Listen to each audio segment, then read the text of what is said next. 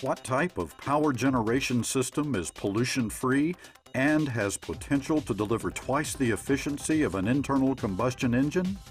The hydrogen-powered fuel cell. The Office of Naval Research has been investing in fuel cell technology since the early 1990s. The recent culmination of ONR efforts has resulted in an unmanned air vehicle UAV, Iron Tiger, and cars powered by fuel cells being utilized at Camp Pendleton. The pollution-free fuel cell technology offers the potential of a sustainable energy source as well as other benefits through the mixture of hydrogen and oxygen. It's a zero-emission vehicle. There's not a drop of oil on it. It produces no exhaust coming out of the tailpipe. The only byproduct of it out of the rear is water vapor. It's a pure electric vehicle, which is also pretty cool because electric motors have instant torque and full horsepower right from the get-go. So it gets up and scoots.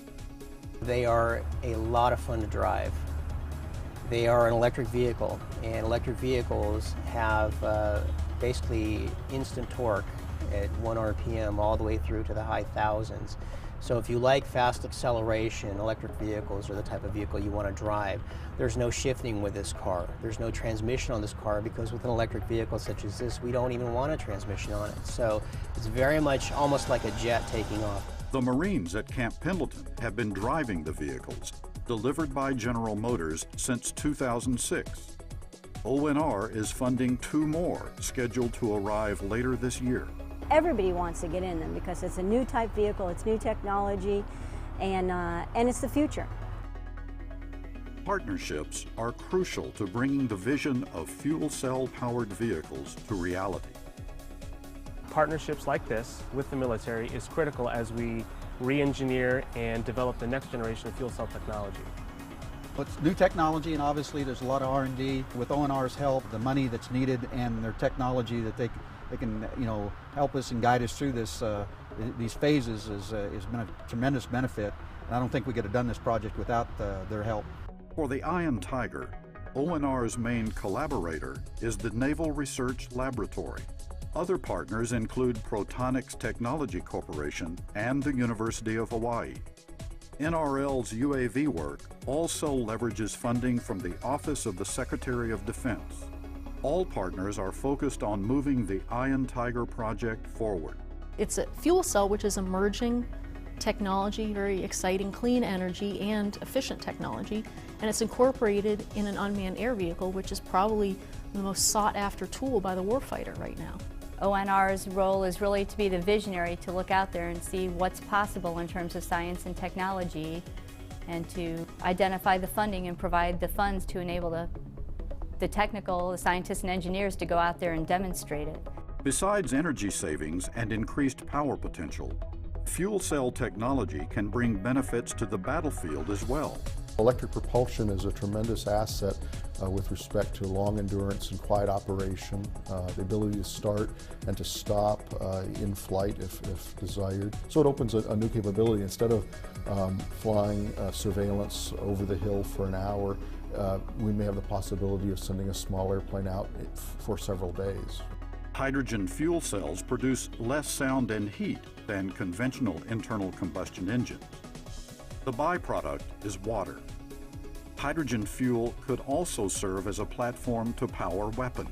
So on the battlefield, you don't have to take all the generators and the other units that produce electricity because you can just tap into your vehicle. One program goal is a future state where gasoline stations are no longer necessary. This is cutting-edge technology, and it's where we're going to go in the future. And to get us away from petroleum products and oil, this is where we're going to need to go, is hydrogen. While hydrogen-powered fuel cell cars are being exercised at Camp Pendleton, Iron Tiger is scheduled to take an impressive journey by air in the next few months. This would really be a first-of-its-kind demonstration for a fuel cell system in a UAV application for 24 hours endurance and a 5-pound payload. That's something nobody can do right now. Iron Tiger is the benefactor of NRL's initial fuel cell research in 2005. And we flew in 2005 for 3 hours and 19 minutes on a small sort of toy airplane, but we proved that you could fly a fuel cell for a long time. What I appreciate from NRL is, first of all, we have the expertise here in the chemistry division and in electronic warfare to combine this technology, and also of our management here to support us on these very early prototyping stages to do practical demonstration, which then gets the attention of the larger sponsors and then helps us move towards a military vehicle. There are multiple subtle benefits as these programs are co-developed. Advances in storage for greater ranges in fuel cell vehicles benefits Iron Tiger as a possible means to improve the range of UAVs. And General Motors agreed early on that it was possible to modify the operating cycle of a fuel cell vehicle so that a system's cycle will more closely resemble that found in shipboard applications. Those who have been working with fuel cell technology are impressed with their discoveries. It's just an amazing feeling to know that someday these are going to be out in production, and I had an opportunity to test drive and get all the kinks and the bugs out of these things before they went on production, so I'm pretty excited about that. One of the beautiful advantages of electric propulsion, especially with the fuel cell, is that you also need electrical power for your sensors and your communication links, so having an all-electric system is an advantage. Hydrogen-powered fuel technology is one of many promising programs at ONR that could redefine the future of power and energy for the warfighter. ONR and others are looking at fuel cell power to meet a variety of battlefield needs, ranging from the watt-level requirements of man-portable power to the megawatt level needed for shipboard power. This is our future. This is where we're going. This is where we need to take our warfighters.